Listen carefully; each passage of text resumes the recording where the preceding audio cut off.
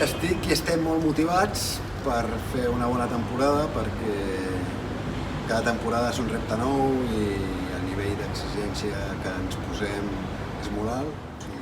Home, el nostre objectiu principal sempre ha de ser la salvació. Portem 3 temporades a Lliga EVA i consolidar-nos a la categoria, com ja vam fer l'any passat, vam donar un pas endavant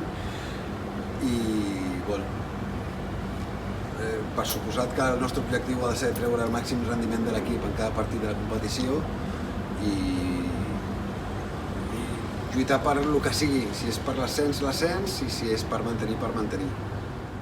Estic molt content amb les renovacions i amb els fitxatges. Crec que hem fet un planter molt competitiu, molt equilibrat, tant en defensa com en atac, i amb 2 jugadors de qualitat a cada posició, i podem optar a lluitar en igualtat de condicions contra qualsevol equip, i això vol dir que probablement guanyem. Jo sé quin és el meu bàsquet, el que a mi m'agrada, que és una mica semblant al que vam fer la temporada passada, però evidentment hi haurà algunes modificacions, perquè els entrenadors ens poden agradar unes coses, però ens hem d'ajustar a les necessitats de l'equip i les característiques dels jugadors que tenim.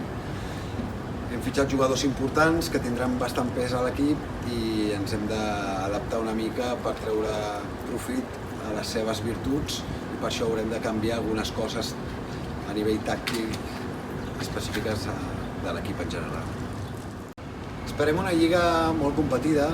La Lliga EVA té això, que qualsevol equip juga bé, té un nivell alt i que ens exigirà i ens obligarà a posar el màxim nivell en cada partit de la competició.